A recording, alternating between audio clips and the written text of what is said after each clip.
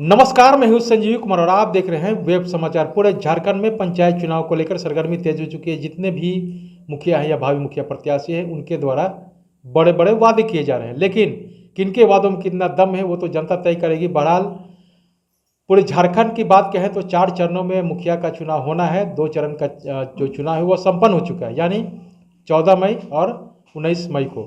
अब 2 चरण का शेष चुनाव बचा हुआ है, यानी 24 और 27। लेकिन जहाँ पे हम आए हुए हैं, यहाँ पे अंतिम चरण में चुनाव होना है, यानी 27 मई को। तो रांची जिला के मांडर प्रखंड में हम आए हुए हैं और पंचायत का नाम है महुआ जारी। और यहाँ से जो भावी मुखिया प्रत्याशी हैं और इस पूर्व में भी ये मुखिया रह चुके हैं, जितेंद्र राम महली जी हैं। तो इनसे जानते हैं कि आप इस बार मुखिया के लिए फाइट कर रहे हैं और पिछले बार कितने वोट से हारे थे, और आप जनसंपर्क कर रहे हैं, लोगों से मिल रहे हैं, तो लोगों का क्या कुछ डिमांड है, और अगर आप मुखिया बनते हैं तो आपका मैनिफेस्टो क्या है युवाओं के लिए, महिलाओं के लिए, शिक्षा, स्वास्थ्य, रोजगार, और सबसे महत्वपूर्ण कि इस पंचायत को मॉडर्न पंचायत बनाने के लिए आपने क्या कुछ योजना बनाया है। तमाम मुद्दों पे इनसे मैं बात करूंगा। पहले तो आपको जितेंद्र जी वेब समाचार में बहुत बहुत स्वागत है। आपको भी जोहार जी जितेंद्र जी, ये बताइए कि आपको पूर्व में कार्य करने का अवसर मिला था, आपने कार्य भी किया। 2010 से 5 तक आप मुखिया रहे। कितने वोट से हारे थे या 2015 में जो चुनाव हुआ था, और इस बार लोगों के बीच जा रहे हैं तो लोगों का क्या कुछ डिमांड है? देखिए, जब 2015 में चुनाव हुआ था तो हम उसमें 15 वोट से हारे पराजित हुए थे जी। जनता का सम्मान होते हुए, हम जनता का इज्जत रखते हुए हम जनता का सम्मान भी किए। और इस बीच में जो नया मुखिया आए 5 साल तक उनका कार्यशैली देखे, फिर 2 साल अतिरिक्त मतलब कार्यकाल बढ़ाया गया तो 7 साल हो गया। 7 साल के दरमियान में देखे कि पब्लिक का जो रुझान है वह है सो फिर से हमारी ओर है, और साथ ही साथ उनको विश्वास है, यकीन है। जहाँ भी हम जा रहे हैं, हमारा मैनिफेस्टो में ही खुद है सो शिक्षा, स्वास्थ्य, रोजगार तो है ही, लेकिन कृषि के लिए सिंचाई और बिजली की व्यवस्था है। बेरोजगार नौजवानों के लिए है सो कुछ रोजगार की जो व्यवस्था है वह है कि एक कॉमन मिनिमम प्रोग्राम के तहत में हम लोग है सो पूरा जो ग्रामीण बैठ करके जो तय करेंगे, ग्राम सभा के द्वारा जो पारित होगा, कैबिनेट पारित होगा, उसके अनुसार से हम लोग है सो विकास का खाका तैयार करेंगे। और साथ ही साथ हम लोग है सो जो माँ बहनें हैं, माँ बहनें जो है उनके ऊपर अत्याचार कम और उनको न्याय ज़्यादा मिले। महिलाओं का जो बूढ़े बुढ़िया लोग जो हैं उनको वृद्धा पेंशन वगैरह मिले। राशन कार्ड तो वंचित हम किसी का नहीं किए, जो भी था सब कोई का हम लोग राशन कार्ड हमारे टाइम में बना। तो जिस तरह से शौचालय वगैरह का स्वच्छता कार्यक्रम जो है, हमारे केंद्र का भी आदेश है कि स्वच्छता कार्यक्रम है, उसको गांव-गांव में स्वच्छता के प्रति जागरूक करना है। और साथ ही साथ हमारा जो है केंद्रीय जनवादी का जो सिद्धांत है, मतलब सेंट्रल डेमोक्रेटिक पॉलिसी जो एक्ट है, उसको हम ग्राम सभा से लेके लोकसभा तक पहुंचाने के लिए, चाहे प्रधानमंत्री आवास हो या प्रधानमंत्री जन आरोग्य योजना हो, उससे हम है सो उस पर है सो कार्य करेंगे। बहुत से ऐसे चीज़ है जो ग्राम सभा में हम लोग मिल बैठ करके तय करेंगे कि हमको किस चीज़ से किस तरह खेत में पानी जाए, तो नहर के द्वारा जाए या बोरिंग के द्वारा जाए या तालाब के द्वारा जाए, तो उनके जो स्वरूप आएंगे, जिस तरह से उभर कर आएंगे, उसके प्रति हम लोग काम करेंगे। मनरेगा में जो है बेरोजगार जो आदमी है, नौजवानों का जो है हकीकत होता क्या है, मनरेगा में है सो बेरोजगार को मजदूरी दर का जो भुगतान होता है बहुत जगह पहुंच नहीं पाता है। हम चाहते हैं जो मेहनत करता है, पसीना गिराता है, उनके हाथ में सीधा सीधी डायरेक्ट है सो उनके हाथ में पैसा जाए, उसके लिए भी हम व्यवस्था करना चाहते हैं। सरकार से डिमांड करेंगे, प्रशासनिक अधिकारी से भी डिमांड करेंगे। और कृषि के लिए हम चाहते हैं कि जो इसे अभी फ़िलहाल हमारा केंद्र सरकार इजराइल वगैरह भेजा था, राज्य सरकार भी इसमें काफ़ी कार्य कर रहा है, वैसे जो योजना है कृषि से संबंधित, उस योजना को हम अपने पंचायत के अंदर में लाना चाहते हैं। यह तो एक पंचायत जो है, ये तो सरकार का एक कड़ी है, केंद्र सरकार का, राज्य सरकार का, एक गांव की सरकार में कड़ी है, उनका अटूट बंधन है। तो जो बहुत सा ये ऐसे चीज़ हैं, योजना है, जो सही मायने में सरकार का योजना है, सो आम आदमी तक नहीं पहुंच पाता है। अब रही बात मॉडल पंचायत को लागू करने के लिए, तो मॉडल पंचायत को लागू करने के लिए कुछ है सो अनुशासन के साथ साथ सामाजिक एकता का पहल करते हुए, सामाजिक समरसता कायम करते हुए, मॉडल पंचायत के रूप में व्यवस्था कार्यक्रम करते हुए, शिक्षा के लिए जो व्यवस्था है, लचर व्यवस्था है, सरकारी विद्यालय की लचर व्यवस्था है, जैसे मान लीजिए मास्टर है, आया हाजिरी बना करके चला गया, या कोई पढ़ा नहीं रहा है, स्कूल में बैठ के झूप रहा है, या यथी है, तो यह जो पंचायत को जो सशक्त अधिकार 29 विभाग का दिया गया है, उस 29 विभाग में हम है सो मतलब चाहते हैं कि हमारा पंचायत का, जिस तरह हम 5 साल पूर्व में थे, तो हमारे पंचायत के अंदर में है सो बहुत सा ऐसा शिक्षा के माहौल में विकास हुआ, और बहुत से बाल बच्चे भी बढ़िया रिजल्ट लाए।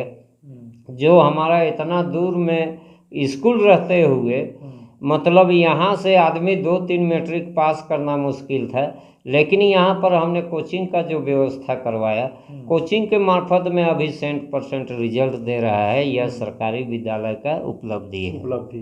तो इसी तरह मॉडल का जो भी पैमाना है, बिजली के लिए जो है, हमारे टाइम में 5-5 है सो ट्रांसफार्मर पंचायत भवन में स्टॉक रखा जाता था। अभी है सो ट्रांसफार्मर के लिए आदमी को महीनों 2 महीना 3 महीना लाइन लगाना पड़ता है। इस चीज़ का परेशानी झेलने से बचाने के लिए, और इसी के लिए हम सभी मतदाताओं से अपील कर रहे हैं कि आप लोग जो हमको पहले प्यार दिए थे, अगर किसी तरह गुस्सा या किसी तरह का खीस खौफ या किसी तरह का आपका मन में द्वेष है, तो हम सब कोई से माफ़ी मांगते हैं। और एक बार है सो यह जो समय है, इसको है सो बहुमूल्य जो वोट है, इसको गांव का विकास के लिए लगाए, गांव का सरकार चुने, और साथ ही साथ विकास बनाए। ऐसे लोगों को है सो मताधिकार ना दे जो 7 साल जो बर्बाद हुआ, उसी तरह और 5 साल उनको सीखने में लग जाए। इसलिए जो जानकार है, जो समझदार अनुभव वाले व्यक्ति को ही मतदान करें। तो इसीलिए हमारे जो समर्थन अच्छा मिल रहा है। किसान को लेकर जिस तरह से आपने कहा कि बिजली पानी का व्यवस्था हो जाएगा, डिप बोरिंग हो जाएगा, बेहतर से बेहतर नहीं, इजराइल की तकनीक जो सरकार ने भेजा है, हम चाहते हैं हमारे यहाँ का भी किसान इजराइल जाए।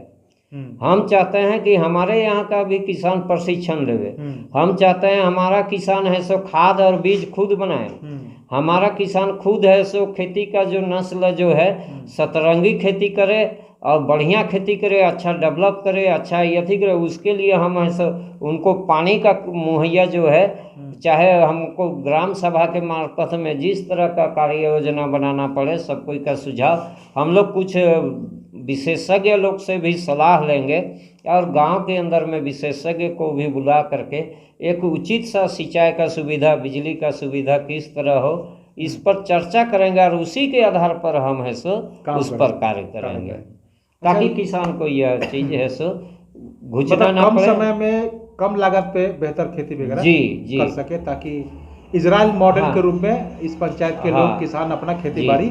और एक है सिंचाई के लिए जैसे टपक सिंचाई योजना, ये भी है सो सरकार का एजेंडा है। अच्छा, युवाओं के लिए आपने क्या सोचा है? बहुत सारे ग्रेजुएशन करने के बाद नौकरी के लिए भटक रहे हैं, तो सरकारी नौकरी तो आप नहीं दिलवा सकते हैं। जी। लेकिन स्वरोजगार कैसे अब वो लोग कर सकते हैं? मनरेगा में तो मजदूर लग जाएंगे।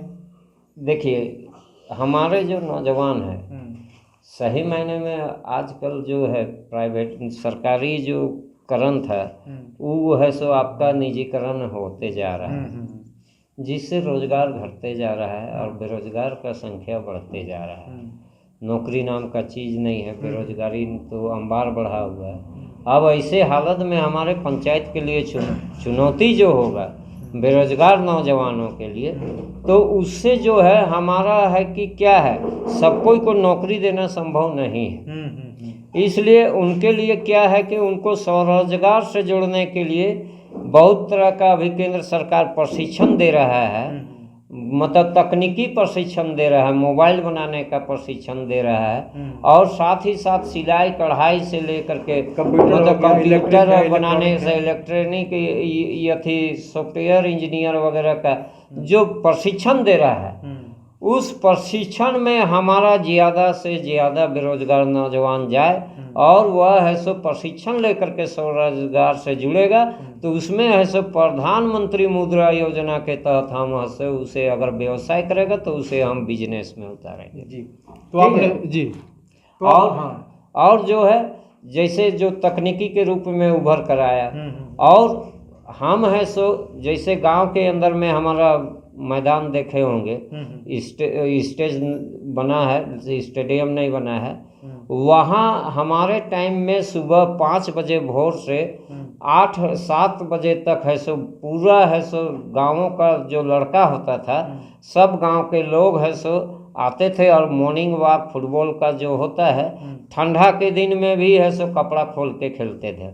उससे क्या है, मतलब उन लोगों के अंदर में एक अजीब तरह का उनके स्टेमिना है, और इसी के मार्फत फुटबॉल खेलने के मार्फत में वह बहुत से हमारे जो क्षेत्र का नौजवान है, अधिकांशतः महोजाड़ी का पर घर से है सो शायद ही गिला सिकुआ कोई मतलब 8-10 घर है जिसमें कि फौज या पुलिस में नहीं गया है। यह भी हमारे लिए मैदान के लिए बहुत तरह का लड़ाई लड़ा गया, जिसमें हमको धमकी भी दिया गया था, लेकिन है कि मैदान बनाए तो अभी जितना रोजगार पा रहा है, कम से कम रनिंग में पीटी में निकालता है, और पीटी में निकालने के बाद वह सिलेक्ट होता है, तो यह एक हमारे गर्व की बात है कि जो आपके कार्यकाल में आपने जो हुआ। जी। अच्छा, तो ये आपको बता दें कि ये पहले मुखिया हैं। मैं तो हालांकि मैंने कई मुखियाओं का इंटरव्यू किया, लेकिन ये पहले मुखिया हैं जिनका, यह पूर्व मुखिया हैं कि जिनको 29 निगम के बारे में पता है कि 29 निगम होते हैं। निगम है, मुखिया के क्या अधिकार है, लेकिन कई मुखियाओं से मैंने पूछा तो वो क्या उनका अधिकार है, क्या निगम, उनको पता ही नहीं होता है। अच्छा, ये पॉलिटिकल आपसे एक सवाल करते हैं जी। कि 1932 खतियान को लेकर पूरे झारखंड में चर्चा का विषय बना हुआ है। जी। कई लोगों का कहना है कि लागू नहीं होना चाहिए, कई लोगों ने कहा कि लागू होना चाहिए, और कई लोगों ने कहा कि संशोधन होना चाहिए और लागू होना चाहिए। जी। आप क्या सोचते हैं? देखिए, यह तो एक पॉलिटिकल मुद्दा है, और इस चुनावी दौर में हम पॉलिटिकल बयान तो नहीं देना चाहते हैं, लेकिन आपका एक मत है, लेकिन आप जब पूछ रहे हैं तो हम, मेरा जो मन है वह हम बोल रहे हैं कि 1932 का खतियान जो है लागू करने के संबंध में जो अभी मामला उभर के आ रहा है, और जब झारखंड अलग राज्य हुआ था तो डोमिसाइल का मुद्दा उठा था, उसमें स्थानीयता का सवाल भी उठा था। निश्चित तौर पर राज्य सरकार, जितने भी राज्य सरकार आए, स्थानीयता तय नहीं कर पाए, लेकिन एक चीज़ है, यह चीज़ है कि पब्लिक जो है अभी का जो 1932 का मुद्दा जो है, कुछ नेता जो हैं जो पहले कैबिनेट मिनिस्टर में थे, वह चाहते, जिस टाइम माहौल गर्म था उस टाइम वह 1932 का खतियान लागू कर सकते थे।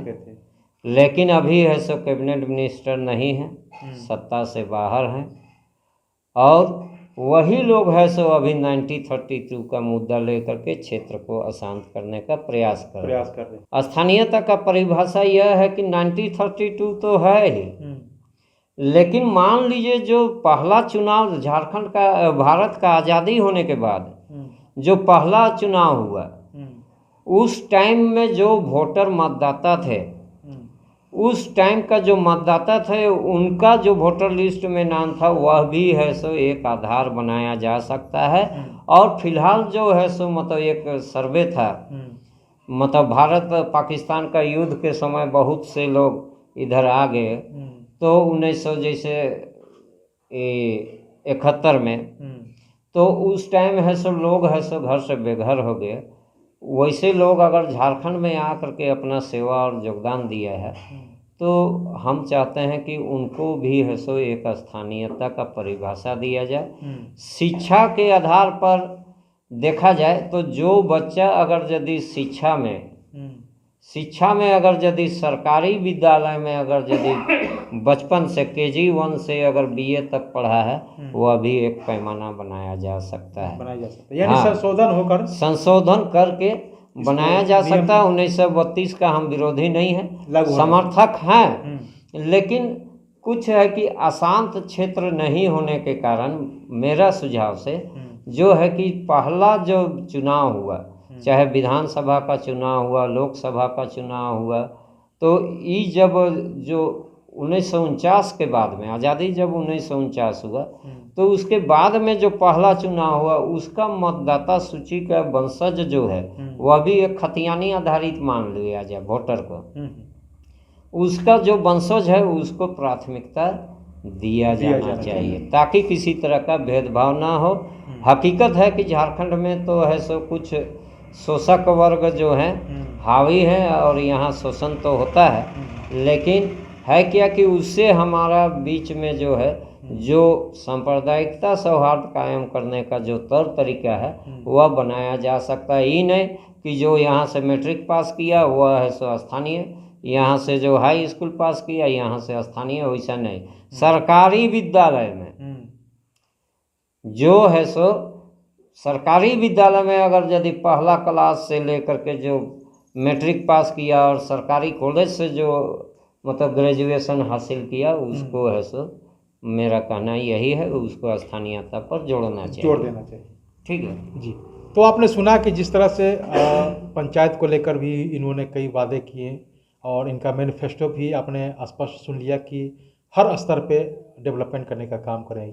चूँकि जनता को, अनुभवी व्यक्ति को इस पंचायत में लाना चाहिए। मान लीजिए कि ये पूर्व में काम किए हैं, इनके पास अनुभव नहीं था, लेकिन उस दौरान इनके पास इतने अनुभव आ गए हैं कि अब जो भी नया मुखिया आएगा उनको तो कम से कम सीखने में ही 1-2 साल लग जाएगा, तो वो डेवलपमेंट का क्या विकास करेगा।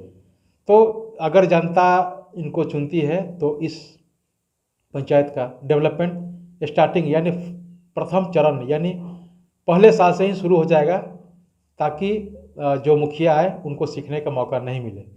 तो इसके साथ साथ इनका एक पॉलिटिकल ये भी कहना है कि 1932 खतियान जो है लागू होना चाहिए, लेकिन इसमें संशोधन होना चाहिए और इसके भी कई पैरामीटर्स हैं जो उनको फॉलो करना चाहिए। जैसे मान लीजिए कि इन्होंने कहा कि अगर यहाँ से कोई मैट्रिक कर लेता है, इंटर कर लेता है, BA कर लेता है तो उनका कोई माने नहीं है, लेकिन जो स्थानीय हैं, जो सरकारी स्कूल में पढ़े हैं, क्लास 1 से लेकर 10 तक है या +2 है, जो भी हो, तो उनको प्राथमिकता देना चाहिए, ताकि जो यहाँ के मूल निवासी हैं या जो लोग बाहर से आके यहाँ बसे हैं काम के लिए, लोकतंत्र में सबको जहाँ आर्थिक रूप से और कुछ कमाने का मौका मिलता है तो कर सकते हैं, तो वहाँ जो रहते हैं उनको भी मिलना चाहिए। यानी संशोधन हो और संशोधन होकर इस 1932 खतियान को भी लागू होना चाहिए। हालांकि इनका ये भी एक आरोप भी है कि इसमें कई पूर्व मंत्री हैं, उस समय भी लागू कर सकते थे, लेकिन वही लोग जो है अभी उनका विरोध कर रहे हैं। मतलब विरोध क्या कर रहे हैं कि इनको लागू होना चाहिए, 1932 खतियान लागू होना चाहिए। तो जब उनका समय था तो उन्होंने लागू क्यों नहीं किया? जब अब उनकी सरकार नहीं है तो आप कह रहे हैं कि लागू होना चाहिए।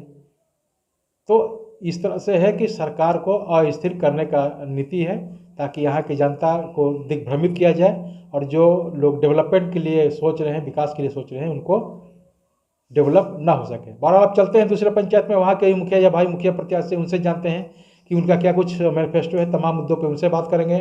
आपने वेब समाचार में समय दिया, इसके लिए बहुत बहुत धन्यवाद। आपको भी धन्यवाद। अगर आपने हमारे चैनल को अब तक सब्सक्राइब नहीं किया है तो सब्सक्राइब कर ले, बेल आइकन भी दबाएं ताकि हर छोटी बड़ी खबरों से रूबरू हो सके। बहुत बहुत शुक्रिया।